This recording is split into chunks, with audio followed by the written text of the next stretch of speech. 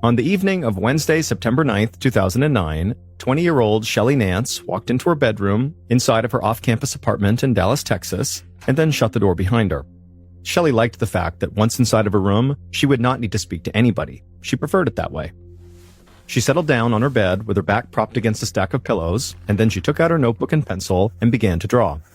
Shelley spent most of her time drawing on a computer at the Art Institute of Dallas, where she was a second-year multimedia and animation student. But when she was by herself and just wanted to relax, she preferred just using pencil and paper. Tonight, Shelley began sketching a young woman who looked a lot like herself, slender with long flowing hair, and just a hint of a smile on her face. Shelley originally began drawing to escape the boredom of growing up in the tiny town of Italy, Texas, where she'd always been something of a loner. She even joked about that in her senior yearbook, choosing a biting quote to go with her picture. She wrote, "You laugh at me because I'm different. I laugh at you because you're all the same." But Shelley got so good at drawing that it actually changed her life. She eventually won an art competition that gave her a partial scholarship to this art institute, and suddenly Shelley had a plan for life after high school, to be an artist. As soon as she got to the art school and started meeting her eccentric and creative classmates, Shelley felt like she'd finally found her place. For the first time ever, she had friends who actually understood and accepted her quirks. They would go to anime conventions together and even dress up as their favorite anime characters. It was a world that Shelley frankly never could have imagined back in her hometown, which was basically no more than a truck stop along a highway. And going to this art institute provided another big first for Shelley. She had a boyfriend, Nathan Shuck, and they often could be found playing video games together on the couch at his apartment. But as Shelley sat there sketching tiny doves into her picture, she realized that having this active social life now could actually be kind of a burden. Until recently, she had never had to consider anybody else's feelings but her own, but now having a boyfriend meant she had to plan for two people. And after dating Nathan for 2 months now, she was actually starting to have her doubts about the relationship. She thought Nathan was a good person, but deep down, she knew she didn't feel about him the way he felt about her. Now, she didn't want to hurt his feelings, but at the same time, she couldn't help but feel really strongly that she kind of just wanted to break up with him. She just had no idea how to actually tell him. Shelley put her pencil down and closed her sketch pad, hoping for a new distraction, and she found one after she hopped on her computer and went on a popular website looking at other artists' work. And Shelley's thoughts very quickly kind of drifted away from Nathan and the seemingly imminent, unpleasant conversation that she was going to have with him. After a while, Shelley looked up at the clock, and she was shocked to see that it was already 6 a.m. She'd been up all night. She really needed to get some rest before her classes that afternoon. So she left her room to make sure the front door was locked, then she went back to her bedroom, closed the door, crawled back into bed, and drifted off to sleep.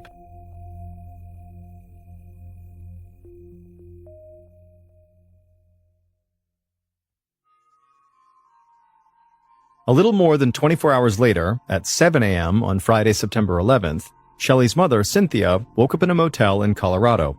She and her husband were a little over halfway through their 22-hour drive to Yellowstone National Park, which was like their dream trip. While they raised their 3 girls, they barely ever left their small town in Texas. But now that Shelley, their youngest, was settled in college, they'd finally decided to take the plunge and go do this big trip. When they'd hit the road Thursday morning, Cynthia sent a text message to all 3 of the girls, and Shelley was the only one who didn't text back. But Cynthia was not that worried about it, because Shelley was a night owl and she often slept during the day when everybody else was up and about. But Shelley would usually call at some point after she woke up for class, except this time she didn't. And so Cynthia had called one of Shelley's sisters to say she was worried, but the sister thought their mother was just overreacting. And so she told her mom, hey, remember, she's an adult. She's a 20-year-old woman who's allowed to have a social life. In fact, her sister was happy that maybe Shelley the homebody was out somewhere having fun for once. At 9 a.m. that same morning, Cynthia and her husband went for a scenic ride through the Colorado Rockies. But Cynthia barely noticed any of it, because she still hadn't heard from Shelley, and she just had this gut feeling that something was actually wrong. And so as they drove through this beautiful area, Cynthia grabbed her phone and called Shelley's school. A school administrator answered the call, but she sounded annoyed at Cynthia's request. She said they just didn't have the resources to send somebody out to check on every student who didn't call their parents right on time. Cynthia knew she was coming off like an overprotective mother, but she also knew it was completely unlike Shelley to ignore her messages for this long. So Cynthia practically begged the administrator to please check later that day and just see if her daughter made it to class. The administrator sighed and said she'd wait for a break between classes and see if someone could track Shelley down. Around noon that day, Shelley's roommate, Ashley Olvera, grumpily made her way up the stairs towards their apartment. Someone from the school administration had stopped Ashley when she was leaving class and asked her to just stop what she was doing and go back to her apartment and check on her roommate, Shelley, make sure she's okay. Apparently, Shelley's parents were looking for her, and she wasn't returning any calls or texts. But Ashley thought this request was totally ridiculous. Shelley's parents did not need to know where Shelley was 24/7. She was an adult. And so now Ashley felt like her time was being wasted. But nonetheless, she made it upstairs to the apartment, she unlocked the door, and walked inside. And once she was inside the apartment, she noticed the door to Shelley's bedroom was closed, as usual, and so she walked over and knocked, and she didn't get an answer. Then she called out Shelley's name, but she was met with more silence, so Ashley opened the door. And there in bed was Shelley, lying face down under the blanket. And so Ashley quickly went from feeling annoyed at this to now just feeling angry. She'd come all the way back to the apartment to check on her roommate just to find out Shelley had been sleeping all day. So Ashley walked over and kind of gruffly told Shelley, "Hey, wake up, your parents are looking for you." But Shelley didn't move. Ashley sighed and walked back over to the door and flipped on the light in the room, but when the lights were now on, Shelley didn't react. And so now, feeling sort of on edge, Ashley walked back over to the bed and gently shook Shelley, but Shelley didn't move. And also, Shelley's arm felt cold to the touch. And that's when Ashley just grabbed the blanket and pulled it back, and she saw Shelley's sheets were soaked in blood. Absolutely horrified, Ashley screamed Shelley's name over and over again, but Shelley wasn't moving or making any sound, and so Ashley turned and ran out of the room to call 911.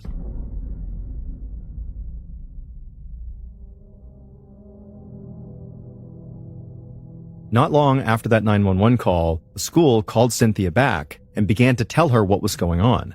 They told her daughter had been found in her room, she was covered in blood, and then before the caller from the school could explain further, Cynthia's cell phone just went dead. The reception in the Colorado mountains where they were was terrible, and so she had just dropped service. And so Cynthia, who's heard this terrible thing about her daughter, began frantically trying to call back, but she just couldn't get any service. And so Cynthia shouted at her husband to turn the car around and keep driving until she got better phone reception. Her husband immediately did a U-turn and hit the gas, making the tires squeal, and then just as suddenly as Cynthia had lost service, she suddenly had service again. And so she screamed at her husband to stop the car so she could call them back. And so Cynthia, whose hand was now shaking, finally got through to the Art Institute and breathlessly asked them if her daughter was okay. And the woman on the other end said she was so sorry, but Shelley was dead. Police were investigating right now, but it appeared her daughter had been murdered. Cynthia and her husband just sat there in silence in the middle of nowhere, absorbing the worst news a parent can possibly receive. Cynthia felt this desperate urge to do something, visit Shelley's apartment, talk to detectives, or just be there to comfort their other daughters. But they had no choice but to just start driving again because it was going to take them nearly a day to drive all the way back to Texas. At about the same time that Cynthia and her husband got this terrible news, Detective Paul Elzy placed a fan belt and motor oil on the checkout counter at a Dallas auto shop. He was heading out to his farm in East Texas that weekend and was looking forward to doing some maintenance on his tractor. And just as he finished paying, his phone rang. It was his partner. His partner said they had a murder to solve, and it was a tough one. A young art student had been stabbed to death in her bed with no witnesses, and so far, no evidence. Suddenly, Elzy knew he was not going to be spending time at his farm. So he left the auto shop, got into his car, and drove across town to Shelley's apartment complex. Elzy walked up the stairs to Shelley's apartment and stepped inside. And already it was flooded with evidence technicians who were dusting for fingerprints and snapping photos. Elzy's partner greeted him and quickly got him up to speed. The victim's roommate discovered the body around noon, but she said she didn't know anything else because she'd been away at class all morning. Unfortunately, the technicians had not found anything useful so far. No fingerprints, shoe prints, or hairs near the body that could give police some clues to who the killer was. Detective Elzy thanked his partner for the update and said he wanted to take his own look around the small apartment to see if anything stood out. Elzy was a seasoned homicide detective with 36 years on the force. He saw each case as a challenge, a puzzle he would need to solve, and sometimes the pieces did just kind of fall into place. Inside the apartment, he noticed the TV and some other fairly expensive electronic equipment were still there. Also, the windows weren't broken, and there didn't appear to be any signs of forced entry. So this didn't seem like a robbery. More likely, Elsie thought, the victim let the killer into their apartment, or the killer had a key. Elsie walked into the bathroom next to Shelley's bedroom and realized why there was so little blood tracked around the apartment. He could see a spot of blood on the edge of the sink, as well as a few spots on the edge of the tub. The killer had clearly tried to clean themselves up after committing the murder, and so whoever killed Shelley had thought this crime through, and potentially had really thought through how to get away with it. Elsie then headed to the bedroom to look at the victim. Shelley was lying on her stomach on the bed in a shirt and underwear. Her back and neck were covered in wounds, and her long reddish-brown hair was now matted with dried blood. Elsie had seen countless bodies over his long career, and he usually kept a very cool professional distance from the victims' lives. But he was not prepared for what lay before him now. The murder was gruesome, but that wasn't what unsettled him. It was Shelley herself. She was the same age as one of Elsie's daughters, and he suddenly felt like he was looking at his own child lying there, covered in blood. Elsie composed himself and leaned over the bed and looked more closely at the condition of Shelley's body. He couldn't even count the number of stab wounds in her neck and back, but there didn't seem to be wounds anywhere else, including her hands and arms. The lack of defensive wounds made Elsie think that Shelley had not put up much of a fight against her attacker. Plus, all the blood seemed to be concentrated on the bed, while the rest of the bedroom looked basically undisturbed, as though Shelley never had a chance to get up. So maybe she was asleep when this happened.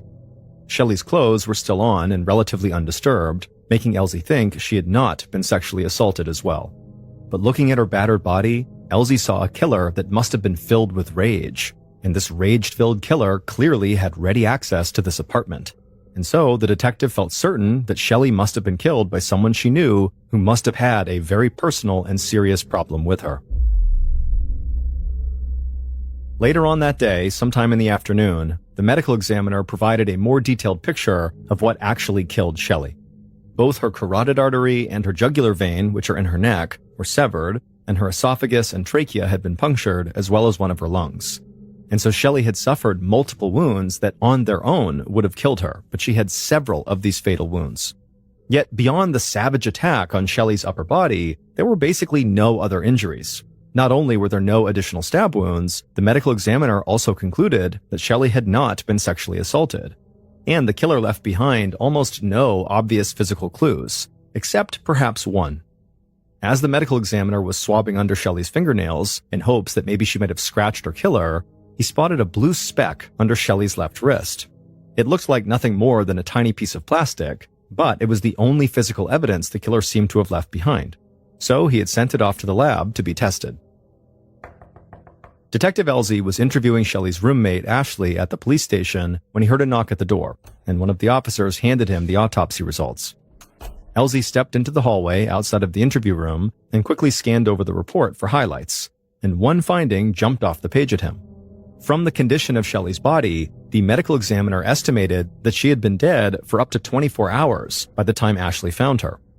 Elsie was startled. He had assumed that Shelley must have been killed no more than a few hours before Ashley found her, but now the medical examiner was saying that the murder most likely happened a full day earlier, sometime on Thursday, not Friday.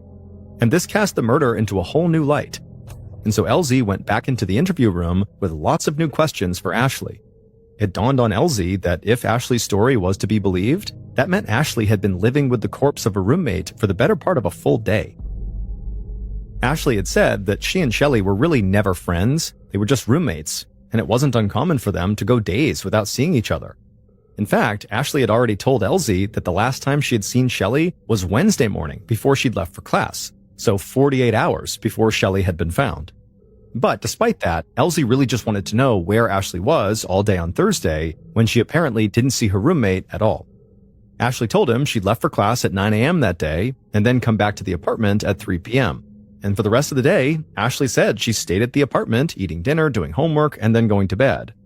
Elsie's eyebrows shot up and he held up the autopsy results. And then he told Ashley that the report showed her roommate had been killed earlier than police realized initially. He told her that if what she was saying was true, she'd gone about her business in their small apartment for 18 hours with a dead body in the next room. How was that possible? But Ashley only seemed confused, like she couldn't quite process the information she had just been given. She said she really didn't know what he was talking about, but the detective thought that just wasn't good enough. Elsie pointed out that the roommates shared a single bathroom, and that investigators found blood on the sink and in the bathtub. How could Ashley possibly have missed the blood? Didn't it make her worry about her roommate? At that point, Ashley began to cry. She did see the blood, but it was only a few spots, so she didn't think Shelley was hurt in any serious way. But still, Elsie was not persuaded. He thought there was more going on here than Ashley was saying. So he asked her, was there any problem between them? Ashley insisted that they'd only had minor disagreements, just girl stuff, she said. The detective wondered what that meant exactly, and so he said, were they fighting over the same love interest or something? But Ashley swore that never happened. Shelley had a boyfriend, Nathan, and Ashley was not interested in him at all. In fact, Ashley said she had very little contact with Nathan, and she kind of liked it that way. Friends of hers told her that Nathan actually had a really bad temper. He apparently loved playing video games so much that if something went bad for him in the game, he would just totally lose his cool and explode. Detective Elsie thought Ashley's answers still seemed off. In fact, they were so far off that Elsie started to see Ashley as a suspect. After all, who would have had easier access to the apartment than Shelley's own roommate? But Elsie decided to try a new tactic, and he asked Ashley, was there anybody else besides her who had a key to this apartment? And Ashley told him that besides her and Shelley, no one else did. At this point, Detective Elsie couldn't help but feel convinced that Ashley must have had something to do with Shelley's death. If Ashley had the only other key, well, then she was either directly responsible, or perhaps she was the one who let the killer into the apartment. He didn't know which it was, but based on how nervous Ashley looked at this moment, he had a pretty good idea how to find out. So he just came out and accused Ashley outright of the murder. He told her to confess, and that things would actually be much easier for her if she did. But Ashley just stared back at the detective in total disbelief and began to cry again. For the next couple of hours, Detective Elsie tried to wear Ashley down, hoping for a confession that would wrap up the case. But Ashley did not change her story, and she never confessed to anything.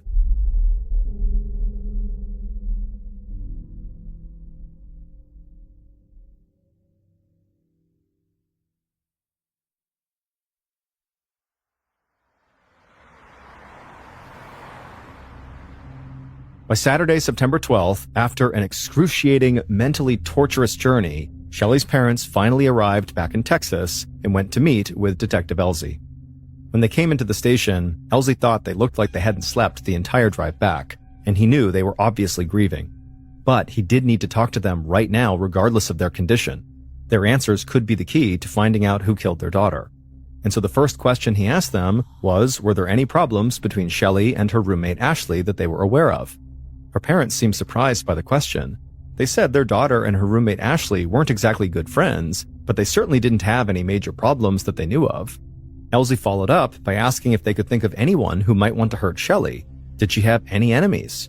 But her parents said that Shelley had always been a bit of a homebody who kept to herself, and because she didn't really go out much, there wasn't any drama in her life and very little opportunity to make enemies. Cynthia said that of their 3 daughters, Shelley was the easiest to raise. She never drank alcohol or did drugs, stayed out late, or got into trouble. After that, Detective Elsie asked them what Shelley's boyfriend, Nathan, was like. Shelley's mom said they'd never met him since they'd only been dating for a couple of months. The only thing Shelley had said about Nathan was that her dad probably wouldn't like him, but it was just because he had a lip piercing and tattoos. However, Cynthia did tell the detective that a couple of weeks ago, Shelley had called her to ask how to break up with her boyfriend, Nathan. Cynthia had given her some advice, but after that, she had no idea if Shelley actually had broken up with him or not. Now, Elsie needed to know whether Shelley had followed through and ended that relationship with Nathan. If the guy had a hot temper, as Shelley's roommate claimed, a bad breakup, in theory, could be enough to send him into a rage. Later that day, when Elsie walked into the interrogation room to speak to Nathan for the first time, he was surprised to see Nathan's appearance. Even though he had tattoos and a piercing, he was really just kind of a skinny kid. And the way he was sitting in the chair seemed so childlike. He had pulled his feet up onto the seat and was kind of clutching his knees close to his chest the way a child would. But Elsie knew looks could be deceiving, so right away, he asked where Nathan had been on Thursday, the day of Shelley's murder. Nathan said he'd been staying at his mother's house that week, and he had slept there on Wednesday night. On Thursday morning, his mother had dropped him off at the school at around 9 a.m., but he didn't have school until 3. The detective couldn't believe what Nathan had just told him. He had just admitted that he had this big window of time on the day Shelley was murdered that was basically unaccounted for. Nathan told the detective that all he had done that day was homework in the computer lab during the 6 hours before his 3 p.m. class, but Elsie was sure that Nathan had left at some point for some amount of time, maybe to go to the bathroom or maybe to get something to eat, something. He just felt like 6 hours sitting in the same spot doing homework nonstop sounded sort of unlikely for even the most diligent of students. But Elsie kept that to himself and just asked Nathan if he had a key to Shelley's apartment. But Nathan said he didn't. Elsie asked him why not. If Nathan was her boyfriend, wouldn't Shelley give him a key? But Nathan said they'd only been dating a couple of months, and really their relationship was not that serious. They hadn't had sex. In fact, they hadn't even kissed. He told the detective the only thing they'd ever done that was sort of intimate was hold hands. Elsie was convinced that Nathan had to be downplaying his relationship with Shelley to kind of make himself seem less culpable. I mean, after all, what college couple didn't do anything more than hold hands if they've been dating for a couple of months? I mean, it just seemed kind of unrealistic. But Nathan swore that really was the truth, and he insisted that holding hands was actually a really big deal for both of them. At this point, the detective realized he was likely dealing with a very sheltered and somewhat awkward kid. But he also knew about Nathan's reputation for having a really bad temper, and so maybe he could get Nathan to show it by catching him off guard. So the detective directly confronted him. He asked Nathan how he felt when Shelley broke up with him. Was he angry? Did he lose control? Is that what happened? But Nathan didn't seem angry at all. He seemed confused. He said he didn't know what the detective was talking about because Shelley had not broken up with him. Elsie told Nathan he was lying. He knew from Shelley's mother that Shelley definitely wanted to break up with him, and he told Nathan his new theory. Shelley must have ended their relationship, and Nathan had been so upset he had flown into a rage and killed Shelley. But to Elsie's surprise, instead of protesting his innocence, Nathan barely reacted. He just sat there staring. Elsie asked him, "What are you thinking about?" And Nathan just said he felt sort of numb, that he didn't know how to react, that this felt like a bad dream he was just hoping to wake up from. Following a hunch, Elsie then asked Nathan to lift up his shirt. Nathan did what he was told and stood and lifted it up, and the detective could see visible scratches on his chest. Elsie immediately wondered if maybe he got those scratches from Shelley as she tried to fight off her attacker, maybe at first, because he knew she didn't put up much of a fight, but maybe she put up a little bit of a fight and that was it. But Nathan said no, he got those scratches actually from scratching himself. He said he didn't kill his girlfriend and he really had nothing to hide. At this point, Elsie saw an opening. If that was true, that Nathan had nothing to hide, would he let detectives search his apartment right now? Nathan said, yeah, go ahead. They wouldn't find anything. And so, a little while later that day, Elsie and some other investigators followed Nathan up the steps to his off-campus apartment. When they got to the door, Nathan unlocked it and let them inside. Elsie told Nathan to wait by the front door, and he had a detective stay with him. Elsie didn't want Nathan to interfere. When Elsie got inside the apartment, the first thing he noticed was the apartment was incredibly clean. He'd been inside a fair number of college apartments, and typically, they were a mess. He turned to Nathan and asked him, why is this place so immaculate? Had he cleaned it up recently, hoping to hide evidence? But Nathan said that he had nothing to do with how the apartment looked. His roommate was a total neat freak who couldn't bear the sight of dirty dishes or things lying around the house. Nathan said his roommate even cleaned up after him. Elsie nodded and then asked which room was Nathan's. Nathan raised a hand and pointed him in the right direction. The detective went inside the bedroom, and within minutes, he made a troubling discovery. Nathan stored weapons underneath his bed. The detective found throwing stars and swords, but most disturbingly were all the knives. Boxes and boxes of knives. Elsie felt sure he would find the murder weapon among all these blades, so he bagged up each knife individually to be tested for blood. After that, Elsie left the bedroom and confronted Nathan again. He asked if Nathan had a fascination with violence, but Nathan said it really wasn't like that. He just liked to collect weapons that he thought were cool. Elsie didn't know what to make of that, but he was not convinced. Next, Elsie went to Nathan's bathroom, which, unlike the rest of the apartment, was a total mess. The counter was covered with containers of deodorant, hair gel, and shaving cream. There was stuff everywhere. But tucked in amongst the chaos was something very odd, even chilling. It was a clear sandwich bag with what appeared to be long reddish-brown hair inside, hair that was the same color as Shelley's. But that wasn't all. There was also what appeared to be drops of blood inside the bag as well. Carefully, with a gloved hand, Elsie lifted the bag up and then went to Nathan and held the bag out in front of him, demanding to know what he was doing with it. But Nathan, whose face now went white, swore he'd never seen it before in his life. He didn't even know what it was, and after all, who would collect a random sandwich bag of hair and blood? It made no sense. And then something shifted in Nathan's mind, and he said he wanted a lawyer before he answered any more questions, and he asked the investigators to please get out of his apartment. Since the detectives didn't have a search warrant, and they were there only as Nathan's guest, legally they had no choice but to leave. But they could keep everything they'd already found, and Elsie was very confident that one of the knives, and also that baggie, would come back positive for Shelley's blood.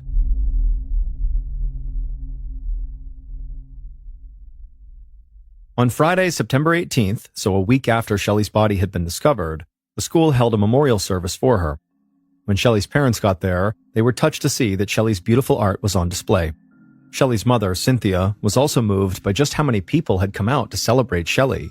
She never thought her quiet, introverted daughter would have such a large group of friends. It was a small comfort, but a comfort nonetheless, that Shelley had meant something to so many people. Then, a young man with a lip piercing and tattoos approached Cynthia. He introduced himself as Nathan, Shelley's boyfriend. He told her he wasn't sure if he should be speaking to her, but he just wanted her to know how sorry he was that Shelley had died, and then he held out his hand for her to shake it. But Shelley's mother couldn't do it. She had seen the look on Detective Elsie's face after she had mentioned the breakup, and she knew exactly what the detective was thinking, that Shelley's boyfriend, Nathan, had murdered Shelley. And now, with Nathan standing right in front of her, Cynthia couldn't help but feel repulsed, and so she did not shake his hand. And so Nathan just stood there awkwardly for a second, and then Nathan got the hint, lowered his hand, and walked away. By the end of September, the analysis of the knives and the baggie that were taken from Nathan's apartment came back from the lab. The first result shocked Elsie. None of the knives in Nathan's apartment had any traces of blood, Shelley's or anybody else's. However, that little baggie containing the hair inside of Nathan's bathroom did have blood in it, and it belonged to Shelley. And so Elsie assumed, after Nathan killed his girlfriend, he must have taken that as sort of like a trophy from the murder scene to add to his bizarre collection. So, on October 8th, 2009, almost a month after Shelley was murdered, Detective Elsie called Nathan to the police station for a second interview. But this time, Nathan showed up with his lawyer. And the lawyer, who spoke on behalf of Nathan, said that Nathan was happy to answer the officer's questions and wanted to do whatever he could to help catch Shelley's killer. But the lawyer hoped that this conversation would be civil. Elsie knew what that meant. He would have to keep a lid on how aggressively he questioned Nathan, or potentially they would just leave. And so Elsie nodded, and then told Nathan that the bag they'd found in his bathroom contained his girlfriend's hair and blood. And so he asked Nathan to please explain how it got there. Nathan's lawyer looked down at Nathan and nodded, letting him know it was okay to answer this question. Nathan took a deep breath and then looked at Elsie and told him he had never seen that baggie before. He swore it. But he argued that that really shouldn't be that surprising. After all, he was not the only person who lived in that apartment. And his roommate, whose name was Daniel Willem, did have easy access to the bathroom. And Nathan didn't stop there. He claimed that his roommate, Daniel, was jealous of his relationship with Shelley because Daniel actually had a crush on Nathan. In fact, Nathan said Daniel had gotten really possessive of him and wanted to control him. Elsie asked Nathan if his roommate, Daniel, had ever made a legitimate pass at Nathan, like really tried to be romantically involved with him, and Nathan said no, he had not. And so even though Elsie didn't know what to make of this, he suspected that maybe this crush that he was talking about was not real, and perhaps Nathan was just throwing his roommate under the bus to protect himself. Elsie turned to the lawyer and said that things didn't look good for his client. The investigators had found Shelley's blood in his bathroom, and he said that Nathan had a motive to hurt Shelley because he knew that she planned to break up with him. Plus, Nathan had a reputation for having an explosive temper. And so, if Nathan confessed right now to what he did, maybe the prosecutor would be lenient with him. At this point, the lawyer stood up and said the interview was over, and then he led Nathan out of the room. At this point, Elsie felt sure that Nathan really was just raising suspicions about his roommate simply to protect himself. But the detective had been around long enough to know that he would need to speak with Daniel as well, because it was true he did have access to that bathroom where that baggie was found. So, a couple of days later, Elsie got in touch with Daniel and asked him to come to the police station to answer a few questions. And once Daniel was there, Elsie decided not to ask him about his supposed crush on Nathan right away. Instead, Elsie asked Daniel where he was the morning of Shelley's murder, and Daniel described his busy day. Daniel said he went to Starbucks to grab a coffee, and then after that, he drove to the lake to take some photographs for school, and then he went to Walmart to pick up some soap and hair dye, and then after that, he'd gone to a friend's apartment to work on an assignment. However, that friend wasn't home. Elsie's ears perked up. Daniel's alibi was not any better than Nathan's. Daniel had said when he took photos at the lake, he was alone, and since the friend that he had gone to study with wasn't home, there was no one to corroborate that part of his story either. So then at this point, Elsie asked Daniel if he had romantic feelings for Nathan, and Daniel said absolutely not. Then Elsie told him that Nathan had said that Daniel was very controlling about their relationship, and he asked Daniel if that was true. And Daniel said something surprising. He said that yes, he actually was pretty controlling, but he was only doing it because he was concerned for Nathan. Daniel said that Nathan was stalking Shelley. He was following her around all the time to the point where he was ignoring his own classes and his grades were dropping. Daniel said he was actually trying to get Nathan away from Shelley. This surprised Elsie. Now, both roommates were basically suggesting that the other could have killed Shelley. And if it was true that Nathan really was stalking Shelley, well, Elsie already felt like he was the most likely suspect, and that sort of fit. At this point, Elsie asked Daniel about that little bag that contained the hair and blood inside of Nathan's bathroom. And Daniel told him he had no idea how that got there. Now, of course, if Daniel did do it, obviously he would say he didn't know where it came from. This is what Elsie was thinking. The bag with Shelley's blood and hair was easily the most damning piece of evidence they had, and both roommates claimed they knew nothing about it. So Elsie used the same tactic he had tried with Ashley and with Nathan. He flat out accused Daniel of the murder, hoping his tough cop routine would intimidate him and get him to come out and confess. But when he accused Daniel of the murder, just like Ashley and Nathan before him, Daniel swore up and down it really was not him. Elsie tried pressing him again and again, but just like Ashley and Nathan, Daniel said, "Really, I had nothing to do with this." After Daniel left the station, Detective Elsie stayed in the interview room for a few minutes, thinking about everything he had just learned. He had 3 likely suspects.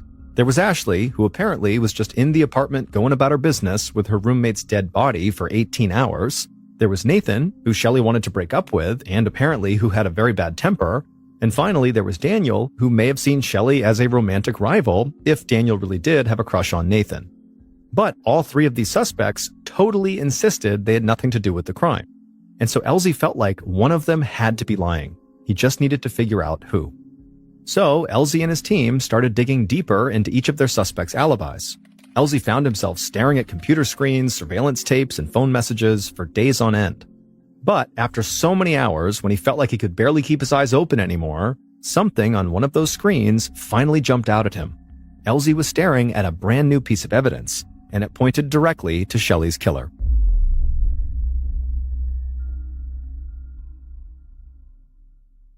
On November 4th, almost 2 months after the murder, police moved in to make an arrest, and Elsie had a very clear idea of what had happened to Shelley.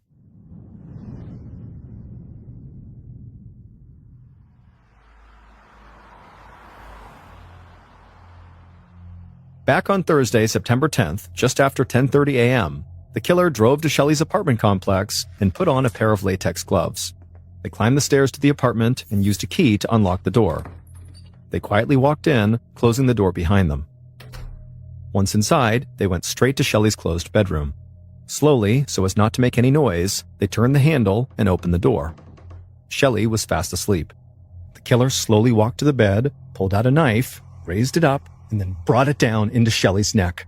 And then before she could scream, the killer stabbed her again and again and again. The killer stabbed Shelley 42 times in the neck and back before they finally stopped and stepped away from the bed. Shelley would die without ever waking up. After the attack, the killer went into the bathroom.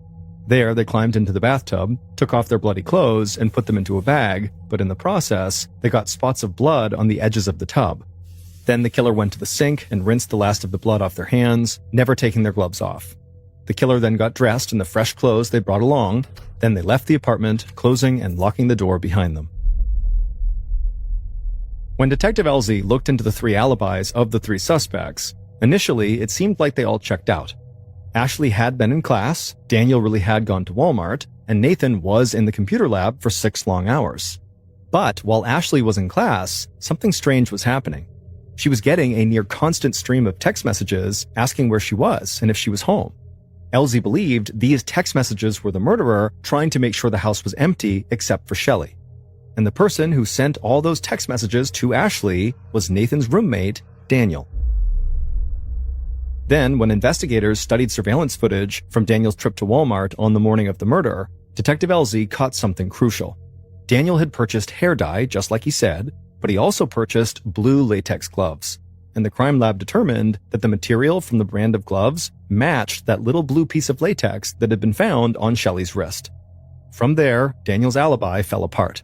Surveillance showed he left Walmart at 10:12 a.m., but police could find no evidence that he went by a friend's apartment like he claimed he had. Police then began to look into whether Daniel's story about his roommate Nathan stalking Shelley was actually true, but it turned out if anybody was stalking and obsessed with Shelley, it was actually Daniel. Lots of his own friends said he disliked Shelley because she was dating Nathan, and Daniel was really interested in Nathan to the point where it seemed like he was romantically interested, despite the fact that Daniel denied that. And then also, Daniel would apparently send these aggressive text messages directly to Shelley sometimes, openly disapproving of her and Nathan's relationship, further making it seem like his motive for harming Shelley was because he wanted Nathan for himself. The last piece of the puzzle for Detective Elsie was figuring out how Daniel got into Shelley's apartment. Elsie discovered that Daniel had once borrowed Ashley's car keys, and that gave him the opportunity to make a duplicate of her and Shelley's apartment key, which he then used on the day of the murder. On November 4th, 2011, Daniel was convicted of Shelley's murder and sentenced to life in prison. After the conviction, Shelley's mother found Nathan and gave him a big hug and told him she was sorry for suspecting him and not shaking his hand at the memorial. He accepted her apology. Shelley's family created a scholarship in her honor. Every year since 2011, they've given it out to a student who was pursuing a degree in the arts. In the early 1970s, a man named Marshall Applewhite was fired from his music teaching job for having an inappropriate relationship with a male student. Shortly after, he admitted himself into a psychiatric institution where he met a nurse who worked there named Bonnie Nettles.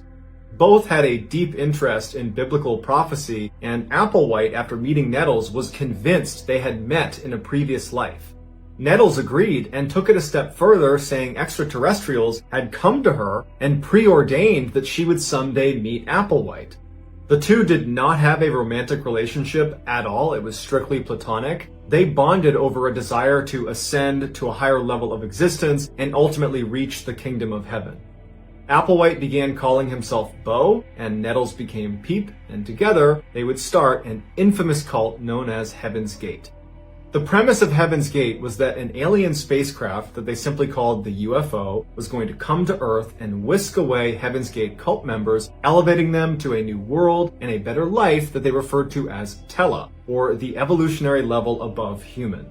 There was a catch though. Anybody on Earth who did not get on the UFO whenever it got here would be recycled, i.e. destroyed, along with everybody else on Earth, and then at some point a new human population would grow, and another UFO would come, and whoever got on that would be saved over and over and over again. That was just how it worked. And Bo and Peep were telling everyone they talked to about Heaven's Gate that we're already in end times. Apparently there were signs that this UFO is going to be here any day, and so now is the time to join the cult.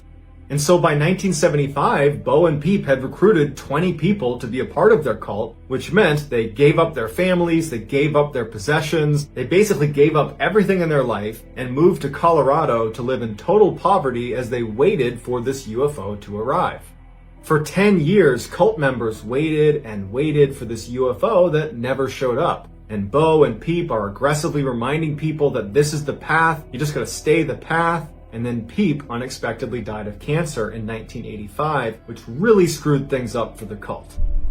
In their doctrine, it was destiny that Bo and Peep would get on that UFO and make their way to Tela, the evolutionary level above human. That was their destiny. And now Peep has died on planet Earth. She did not get on the UFO. She did not ascend to Tela. She will not get to Heaven's Gate. Bo was devastated and horribly depressed, and it wasn't really clear what was going to happen to Heaven's Gate. But he composed himself and he began to tweak his messaging a little bit. Bo began telling his followers that Peep had in fact ascended to Tela.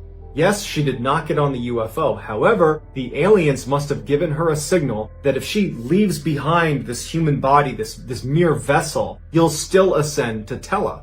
Basically, he was preaching to them, if you just end your own life at the right moment, you can go to Tela too. But Bo didn't really know what the right moment was. He didn't know what the trigger was going to be. Until 1995, when astronomers discovered the Hale-Bopp comet was going to be passing by Earth 2 years later in 1997. And Bo saw this as the trigger. The UFO was going to be hiding behind the trail of this comet, and for sure, Peep was riding on that UFO, and as soon as it passes by Earth, we need to ascend. And so fast forward to March 26, 1997, as the Hale-Bopp comet passed by Earth, 39 of the Heaven's Gate cult members, including Bo, they began their journey. Bo told them they would be exiting the Earth in 3 groups. And so on March 26th, Group 1 entered their San Diego mansion and consumed applesauce mixed with barbiturates, followed it up with a whole bunch of vodka, and then put a bag over their head and waited for death. Then on March 27th, Group 2 entered the San Diego mansion, knowing full well what they were walking into. They all had specific jobs of how they were going to clean up the mess left from Group 1. They cleaned it up. Then they picked up the Group 1 members and placed them in beds and put a purple cloth over their face before they, Group 2, consumed their own applesauce mixed with barbiturates and put a bag over their head and waited for death. On March 28th, the 3rd group entered the San Diego mansion, and this included Bo, and they did the same cleanup as Group 2. They put the Group 2 deceased members in bed as well, and then they consumed applesauce and barbiturates, followed it up with vodka, bag over their head, waited for death. Bo had given special instructions to 2 of the members that were within that 3rd group to wait until he had exited Earth and take special care to put him in a specific bed, organized a certain way, and then when they consumed their own applesauce and barbiturates followed up with vodka, they should do that in their bed because they're the last 2. There's nobody else to move them. When a former cult member stopped by the San Diego mansion to check in on the cult, they went inside not knowing what they were up to and found all 39 cult members deceased, laying in bunk beds with identical black and white Nike running shoes on their feet with purple shrouds over their bodies, and they were all wearing matching armbands that read Heaven's Gate Away Team. Just hours before they exited the Earth, each of the groups would perform exit interviews where they would record themselves talking about why they were doing this, why it was important, and what they expected on the other side. They are remarkably cheerful and happy considering what they all know they are about to do. Here are some highlights from those exit interviews. Okay, we have Thursody with us, and I believe that you chose the name Thursody because you wanted to be reminded of your thirst for next level knowledge. Is that correct? That's right. I know my vehicle's, or this vehicle that I'm wearing, is, pretty nervous, pretty scared. Some may say, well, boy, it's quite a irreversible step. This isn't a troubling circumstance. Don't take it as that. It's just a gateway, just a doorway. Okay, thank you. Now you're going to find this old crummy vehicle in a bunk someplace that I'll probably be watching when you check it out and observe your responses and your reaction when you look at these vehicles. And they're all nothing but containers that we've used and borrowed for the short amount of time. People in the world who thought that I had completely lost my marbles. They're not right.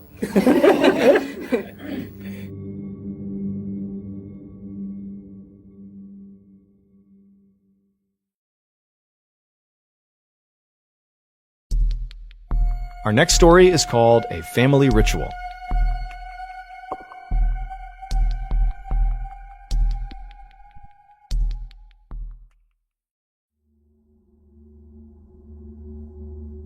On April 9th, 2005, in Kaohsiung City, Taiwan, a young man was home alone inside of his apartment watching TV. And as he sat there watching TV, he heard a loud thumping sound coming from right above him. As soon as he heard it, he muted his TV and he listened for a second, and a minute later, he heard it again, a loud thump. And then he heard another one, and another one, and another one, and before long, all he heard was a succession of thumps and also what sounded like chanting coming from upstairs. However, as unusual as these types of sounds might be to the average person, to this young man, these actually weren't that weird. because the family that lived right above him, the Wu family, were pretty eccentric. They were very religious people who often did these ceremonial dances and rituals at all hours, and a lot of times they involved stomping around and chanting really loudly. And as annoying as that could be, this young man never complained. He was very respectful of the Wu family, and he knew, these sounds he was hearing were connected to their religion, and he felt like that was none of his business. And so, like he did basically every other time he would hear these noises, he simply turned the volume up on his TV and tried to forget about them. But after a few minutes, it was like the noises coming from upstairs just kept getting louder and louder and louder until it was basically impossible to ignore. And then suddenly he heard a scream coming from upstairs that certainly did not feel attached to a ceremony. It sounded like somebody was in danger or in trouble or something. And so at that point, the young man turned the TV off and he stood up and he thought, I need to go up there and make sure things are okay. I mean, forget being annoyed. It sounds like, someone's in trouble or someone's hurt or something.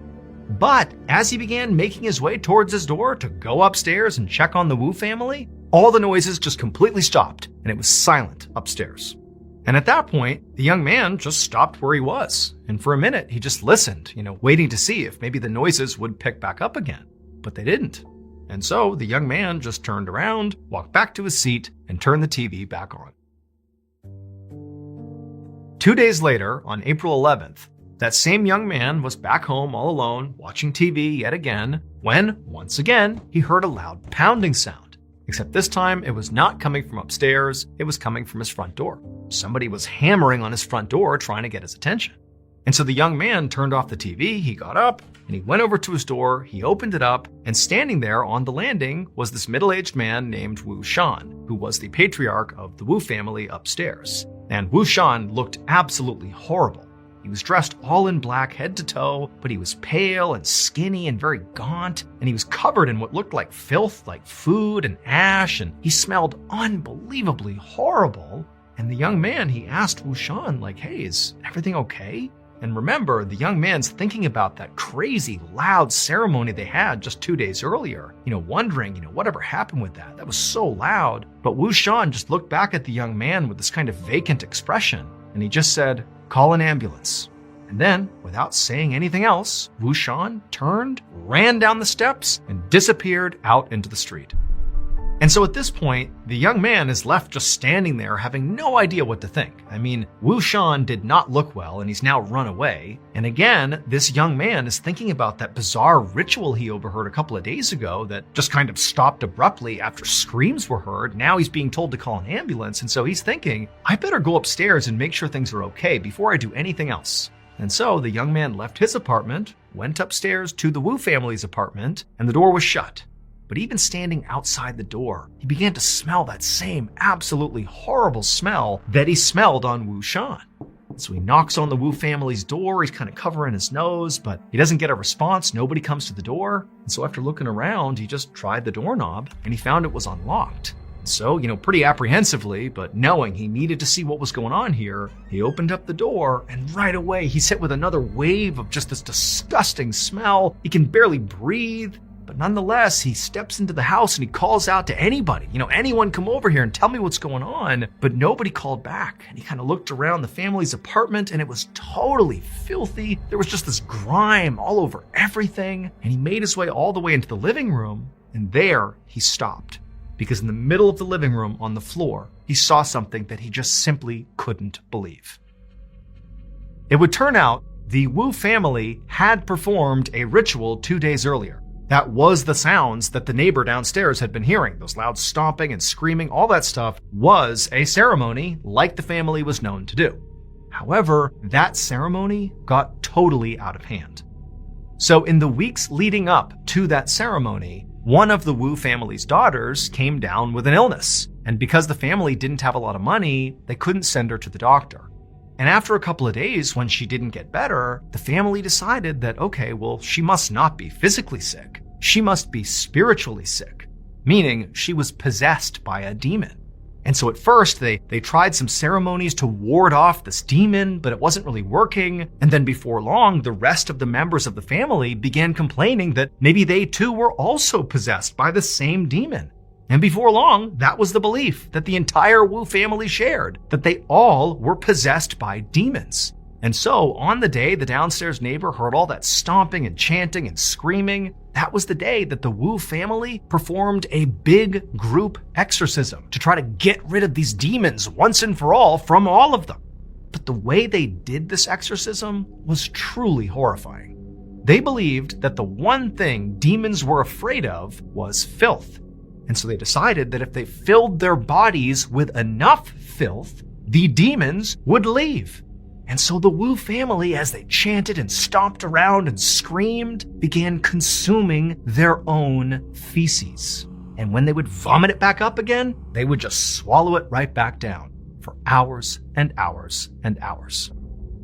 What the downstairs neighbor actually discovered inside the living room of the Wu family's apartment was the daughter, the one who originally had gotten sick, and she was laying on the ground and was deceased. And during the autopsy, they would discover that her airway was totally blocked by feces and vomit.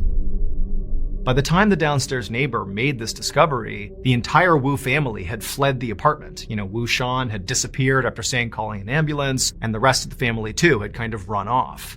But the police would ultimately track down all the remaining Wu family members, and they would all be arrested. However, a court ultimately decided that the Wu family was suffering from something known as mass hysteria, and as a result of that, they could not be held legally accountable for what they did. And so, they were all acquitted.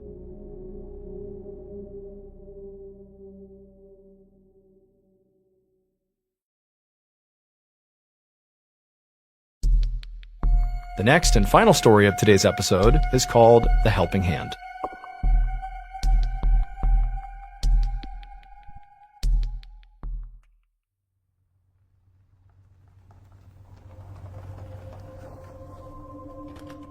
One morning in November of 1997, a police captain named Jeffrey Lewis, along with his partner, parked their squad car near the Manatee River in Bradenton, Florida, which is a small city just south of Tampa. A few minutes earlier, the Bradenton Police Department had received a call from this frantic man who had said he had found something suspicious that had washed up on the shore of this river. And so Captain Lewis and his partner were there to investigate. And so as soon as they got out of their squad car, this man who had called the police, he saw them and waved them down, and he was pointing at something in the sand. And so Captain Lewis and his partner, they walked over, and before they even talked to this guy, they just looked down at what he was pointing at, and right away they could see why he called the police. Because there, sitting on the sand, was a severed human hand. And so the instant Captain Lewis saw this, his first thought was actually just alligators. Because there were alligators that swam in the Manatee River, and people were told about them and were told, not to go swimming here, but people still did. And so his thought was, well, maybe one of the alligators got a swimmer. However, when Captain Lewis looked at the hand more closely, he could tell right away that that probably did not happen. Because where the hand had been cut off from the body, the cut was almost surgical. It was very, very neat. Whereas if an alligator had ripped the hand off, it would be rough. But this almost looked like a surgeon had carefully removed the hand. And so what this signaled to Captain Lewis is this hand very likely represented a murder victim. Somebody who killed this person, cut their body up, and one of their body parts is now washed ashore. And so Captain Lewis turned to his partner and told him to call for backup. And within an hour, police officers were scouring the Manatee River looking for the body that belonged to this hand. Meanwhile, the captain bagged this hand as evidence and brought it to the county sheriff's crime lab, hoping that forensic experts could potentially figure out who the victim was using fingerprints. However, when he actually handed over the hand to these forensic technicians, they told Captain Lewis that it was very likely going to be impossible to try to pull prints from this hand because the hand was very badly decomposed and water damaged. But they told Captain Lewis that despite this being a total long shot, they would still give it a try. And so really all Captain Lewis had was this hand, and so he just kind of waited for information from the crime lab about the fingerprints. And before long, the waiting went from days to weeks to months with no fingerprints. And so with no fingerprints and no other breakthroughs in this case, Captain Lewis moved on to other cases. That is until June of 1998, when Captain Lewis was sitting in his office doing some work, when he suddenly got a call from the crime lab about the hand. An employee told Captain Lewis they had finally made a breakthrough, when they couldn't get the prints off this hand at first, they had moved to this very complicated technique where basically they would peel individual layers of skin off the hand and sort of piece together all the information to get a print. And amazingly, this technique worked. And so not only did they now have this print, but they had also already run this print through the Florida State database and they had gotten a match. The hand belonged to a man named Willie Suttle. As soon as he hung up, Captain Lewis opened up a new tab on his computer and began researching Willie Suttle to figure out who this person was. And he quickly found through public employment records that Willie had been a retired garbage collector, and then also Captain Lewis looked at police records and discovered that Willie had a minor criminal history. But what really stood out in his research about Willie was that Willie had never been reported missing. Willie had instead been reported dead. Right there in the public records that Captain Lewis was looking at, he found Willie's death certificate. And this document said Willie had died of natural causes 5 months prior to his hand washing up on shore. And also it said Willie had been buried in a local cemetery and no police had ever been involved in his death because no crime had been committed. And so Captain Lewis was baffled. None of this made any sense. If Willie had died of natural causes and been buried over a year ago, then how did his hand, his severed hand, wind up on the shore of the Manatee River? The next day, which was Friday, June 26th, Captain Lewis, along with a few other police officers, went to the cemetery where Willie had been buried, and they exhumed his casket. And when they opened it up, they actually expected it to be empty, considering his hand was already missing, so probably his whole body was gone. But no, when they opened it up, there was Willie missing his left hand. But that wasn't all. At the bottom of Willie's casket were all of his internal organs, just sitting there in a rotting pile. And so Captain Lewis is staring at this, having no idea what to make of it, but the first thought he had was, okay, maybe somebody tried to rob Willie's casket. But he's thinking, if they did that, why did they cut out his organs and stash them at the bottom of the casket? And also, why did they remove his left hand and chuck it in the river? Like, that doesn't make any sense. It felt like every clue Captain Lewis found was only making this case harder to solve. But he hoped when he sent off Willie's body to the county medical examiner that they would be able to provide him with some more answers as to what happened here. Later that afternoon, the county medical examiner would perform an autopsy on Willie's body. And the first thing he noticed when he began was that despite the fact that Willie's organs clearly had been removed, that Willie's abdomen did not appear sunken in. It appeared full. So the medical examiner started the autopsy by cutting open Willie's abdomen to see what was in there. And when he saw what was inside of Willie, he just froze, having no idea how to react to what he was looking at. He had never seen anything like this in his entire career, not even close. And so the medical examiner just grabbed a camera, took some pictures of Willie's midsection, and sent those pictures to Captain Lewis. The next day, Captain Lewis sat inside of an interview room in the police station across from a 45-year-old woman named Paula Green Albritton. Paula owned and operated a funeral home along with the help of her son, and she had been the one responsible for Willie Suttle's burial. And so Captain Lewis asked Paula about Willie's burial, and she would tell him that Willie had actually died in poverty, without any family members to help cover his burial expenses. However, when Paula had found out about this, she said she had agreed to do the burial anyways, for no cost, as sort of a community service. However, when Captain Lewis poked and prodded and tried to ask for more information about exactly what that meant, Paula would eventually concede that there actually was slightly more to her rationale behind wanting to do Willie's burial. It was not just for charity. 2 days after this interview, police arrested both Paula and her son. And at Paula's trial, the truth surrounding what happened to Willie finally came out. It would turn out Paula's funeral home business was really struggling, to the point where if she couldn't start generating some real money, her business might go under, and she couldn't have that. And so Paula decided she would conduct a prosperity ritual to right her business. But to perform this prosperity ritual, Paula needed a body. And so along comes Willie Suttle, who's died in poverty and his family can't afford his funeral, and Paula says, "Don't worry, I'll take him on for free." But really what she needed was Willie's body. And once Paula and her son had possession of Willie's body, they began the ritual.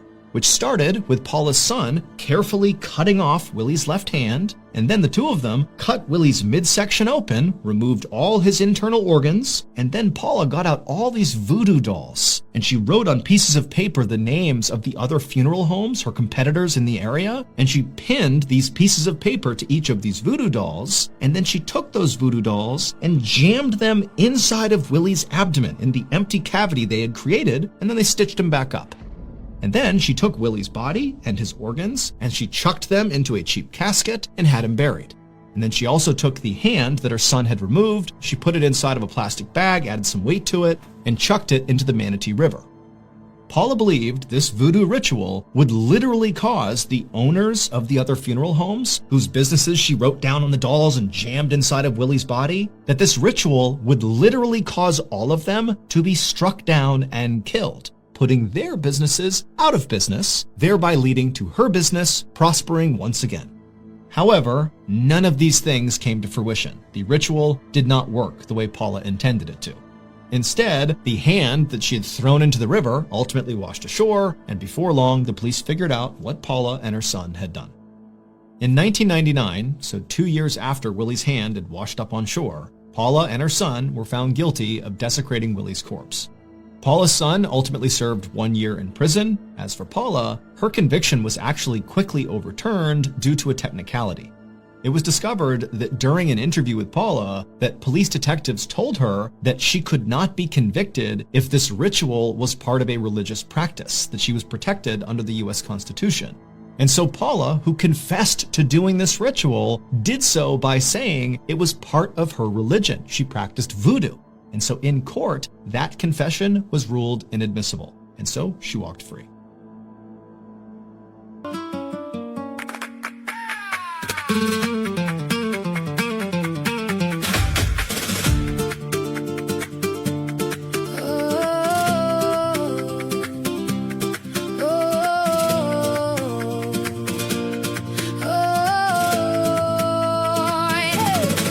You showed up late in a red dress glow, just on your heels and a kiss too slow.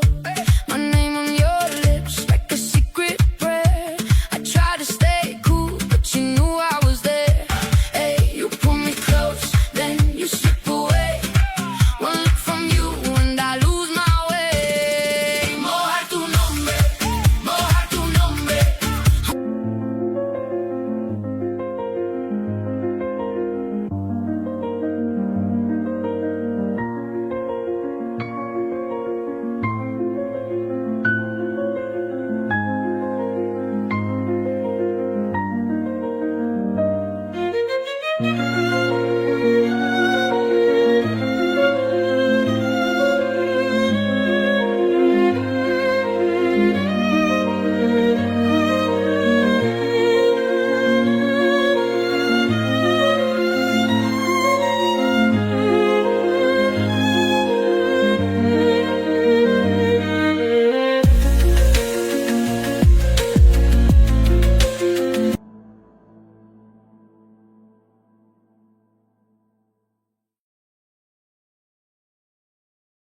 A quick note about our stories. They are all based on true events, but we sometimes use pseudonyms to protect the people involved, and some details are fictionalized for dramatic purposes.